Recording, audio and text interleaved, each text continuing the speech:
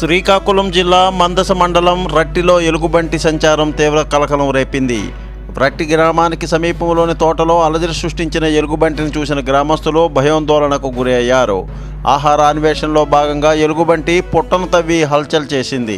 అటు ఇటు తిరుగుతూ కాసేపు చక్కర్లు కొట్టిన భల్లూకం నెమ్మదిగా జారుకొని సమీపంలో జీడి తోటల్లోకి పారిపోయింది.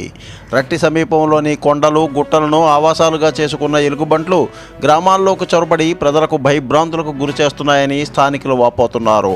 ఈ నేపథ్యంలో అటవీ శాఖ అధికారులు స్పందించి భల్లూకాలు జనావాసాల్లోకి రాకుండా శాశ్వత చర్యలను తీసుకుని ఎలుగుబంట్ల బారి నుంచి తమను కాపాడాలంటూ స్థానికులు వేడుకుంటున్నారు. శివజ్యోతి, స్ఫూర్తి న్యూస్, శ్రీకాకుళం.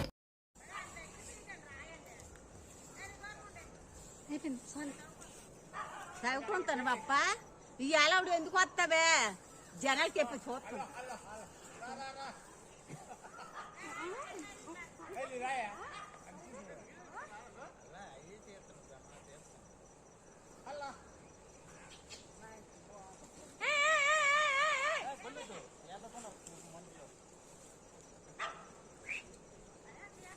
మందస మండలం సవర తులసిగాం గిరిజన తండాకు చెందిన ఎర్ర సబిత అనే గర్భిణి 108 అంబులెన్సులో ఆడ శిశువుకు జన్మనిచ్చింది. గత రాత్రి సబిత ప్రసవ వేదనతో బాధపడుతూ సుఖ ప్రసవం కోసం ప్రభుత్వ ఆసుపత్రికి 108 అంబులెన్సులో బయలుదేరింది. ఆసుపత్రికి తరలిస్తుండగా పురిటి నొప్పులు అధికమవడంతో మార్గమధ్యలో 108 సిబ్బంది పురుడుపోయగా మార్గమధ్యంలో పండంటి ఆడబిడ్డకు జన్మనిచ్చింది.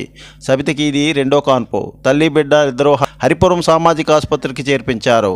108 సిబ్బంది తల్లి బిడ్డల ఆరోగ్యంగా ఉన్నారని ఆసుపత్రి వైద్యులు తెలిపాయి. శివజ్యోతి, స్ఫూర్తి న్యూస్, శ్రీకాకుళం.